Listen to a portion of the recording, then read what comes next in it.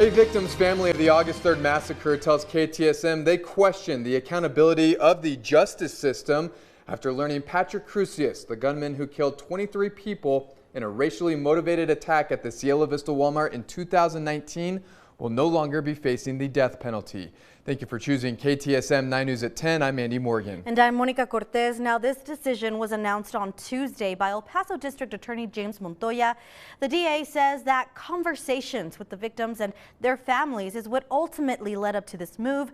But one of the victims' family members, they actually spoke with us, and they say the justice system failed them.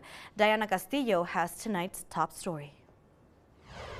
A failure of the justice system. That's how some family members of one of the victims from the Walmart shooting described the decision to no longer pursue the death penalty, while the district attorney's office maintains that this is the best way to move forward. It felt like my whole world shattered again, because that was not the news that I was expecting to hear. It's news that came as a shock to many.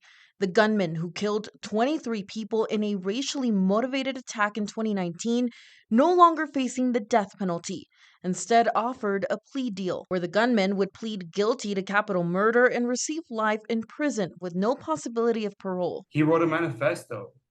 And the two questions that are asked, is he still considered a danger to his community? Of course he is. Look, he will spend the rest of his life, fortunately, in the prison.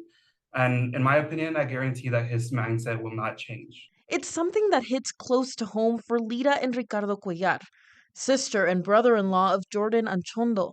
She, along with Andre Anchondo, died that day protecting each other and their 2-month-old baby from the gunfire. This wasn't a spontaneous act. This was deliberate. This was thought out.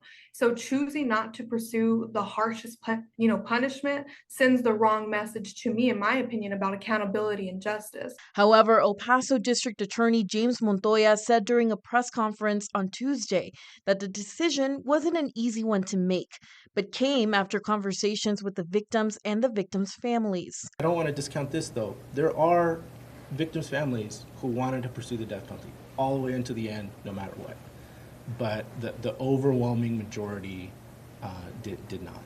Montoya adding that the trial in El Paso with an impartial jury likely wouldn't have been possible, saying it would have likely resulted in a change of venue, further delaying the trial, possibly as late as 2028. Unfortunately, this isn't the end of it. Even after trial ends, he takes the plea bargain. We're going to still continue to advocate for Jordan and her justice, because I believe that true justice is still speaking on her behalf. With the death penalty off the table, the gunman is now scheduled to enter a guilty plea on April 21st. In the newsroom, Diana Castillo, KTSM 9 News.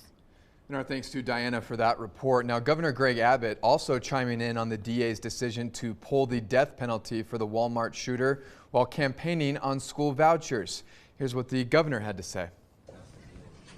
Well, it's beyond reprehensible. It's a crime. It's a crime that the Department of Justice has made clear they're going to investigate and prosecute.